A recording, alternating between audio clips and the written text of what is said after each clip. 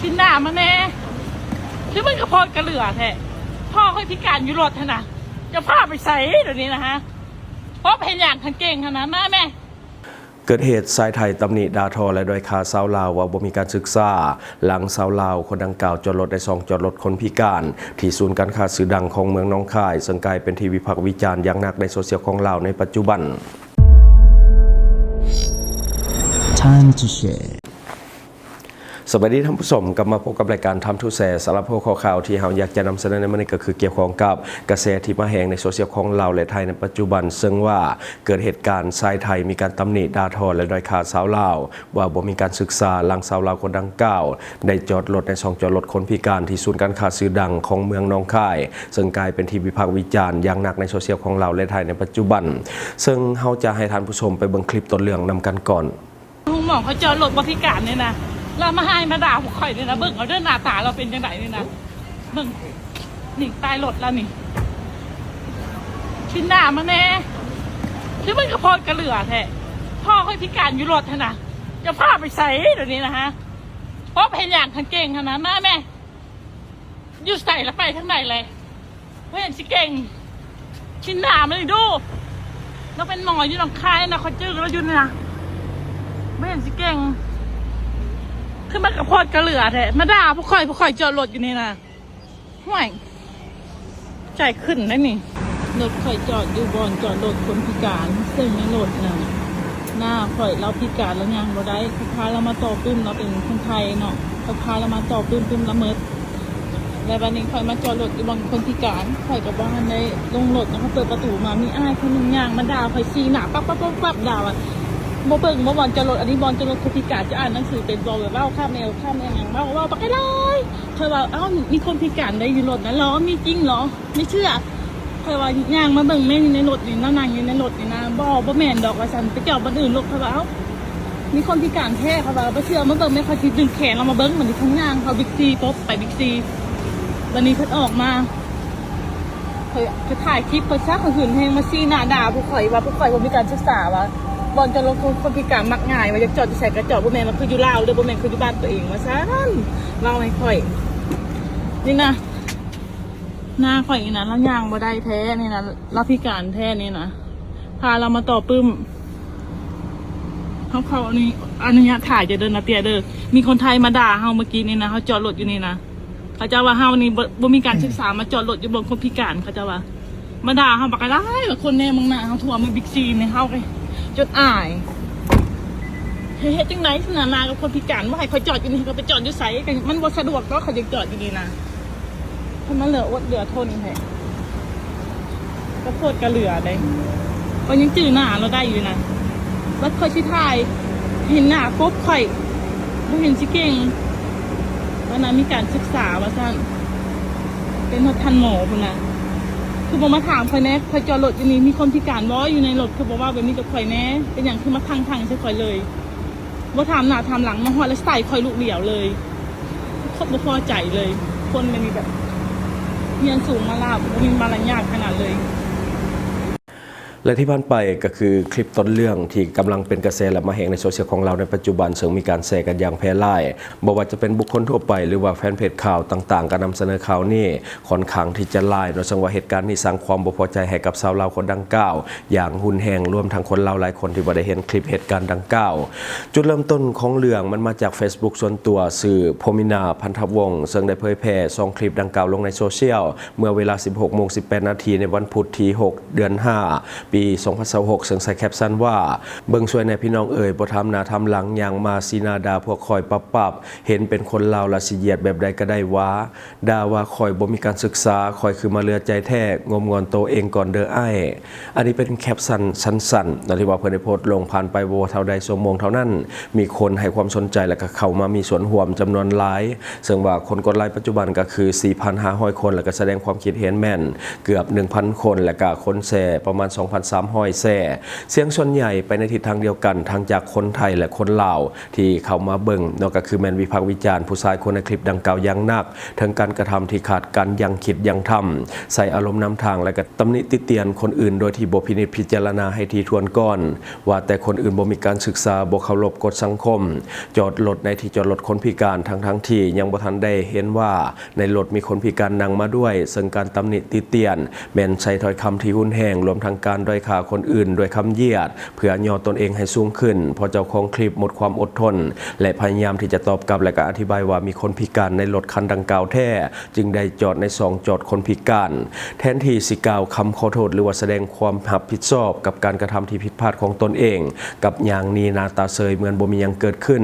ซึ่งนั่นบ่แม่นพฤติกรรมของคนที่มีการศึกษาแม้แต่น้อยเดียวโดยซ้ำชาวลาวเจ้าของคลิปคนดังกล่าวยังได้โพสต์รูปบัตรคนพิการและก็เจ้าของบัตรตืมอีกในเวลา 11:29 นาทีของวันที่ 7 เดือน 5 ปี 2026 ก็คือมื้อนี้เพื่อให้สังคมได้รับรู้ชัดเจนว่าในรถคันดังกล่าวนั้นได้มีคนพิการแท้และคนพิการในรูปนั้นก็เป็นคนไทยด้วยกันคือกับชายคนที่วิพากษ์วิจารณ์จะได้ก็ตามฝากทางซ้ายในคลิปคนนั้นถ้าว่ายังมีความรับผิดชอบและก็มีสามัญสำนึกที่ดีควรออกมาขอโทษกับกรณีดังกล่าวว่าตนเองได้ผิดพลาดเพราะความบ่รอบคอบของตนเอง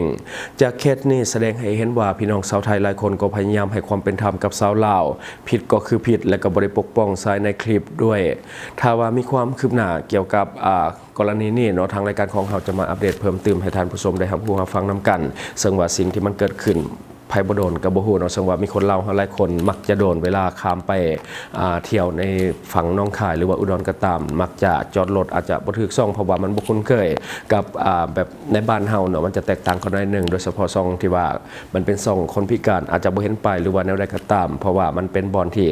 คนอื่นเขาบ่จอดและมันก็จะเป็นบอนวางบางคนบ่ฮู้ก็เข้าไปจอดแบบนี้นะซึ่งว่าเราก็น่าจะคิดว่ามันเป็นแบบนั้นเนาะแต่ที่จริงนะเขาไปจอดย้อนว่ามีคนพิการอยู่ในรถแต่ว่า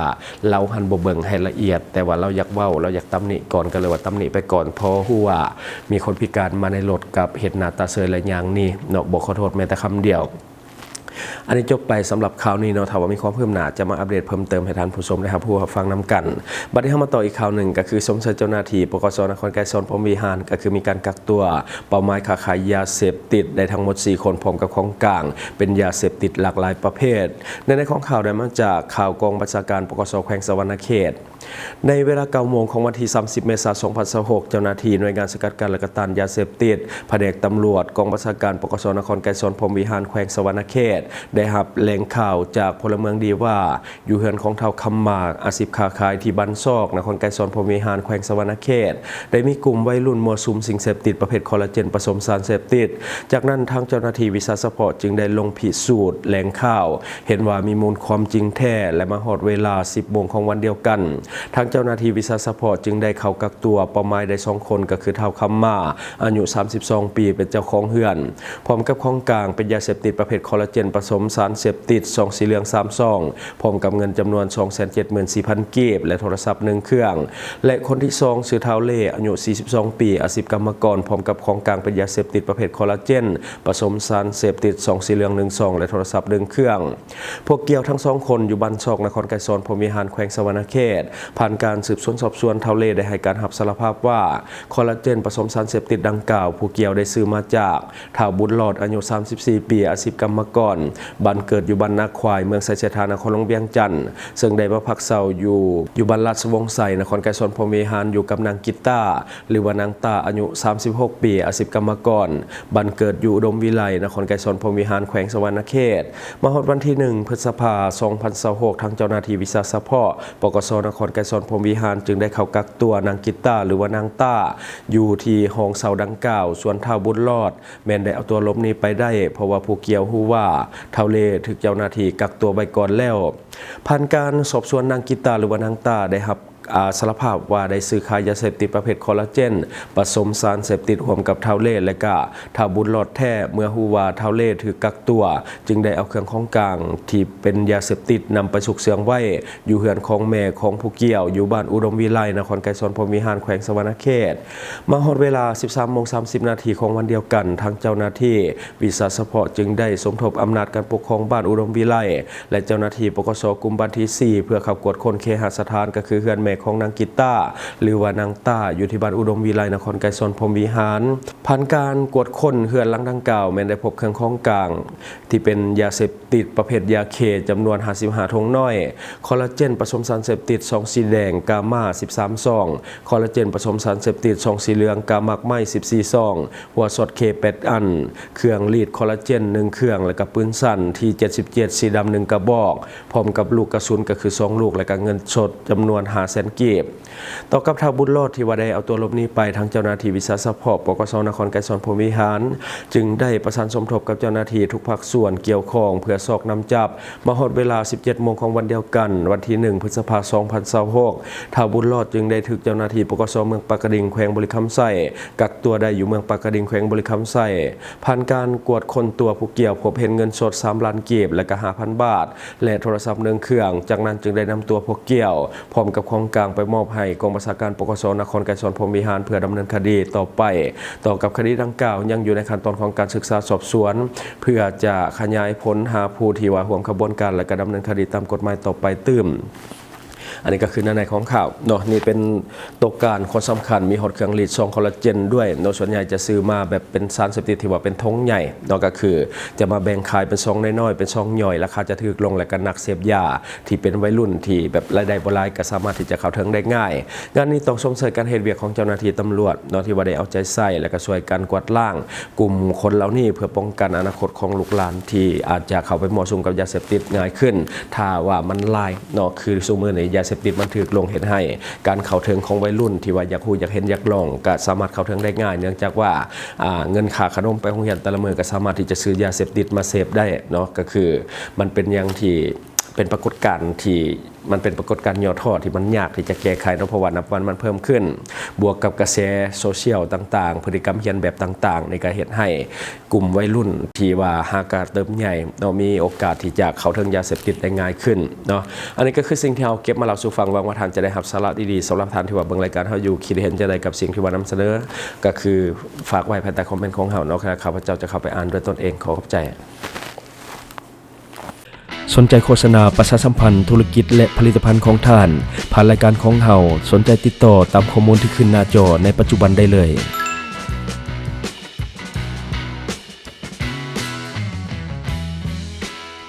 อยู่เมืองลาวใช้แต่เงินกีบลาวและส่งเสริมผลิตภัณฑ์ภายในเพื่อลดพรการนำเข้าสินค้าและแก้ปัญหาเงินตา Subscribe for more video.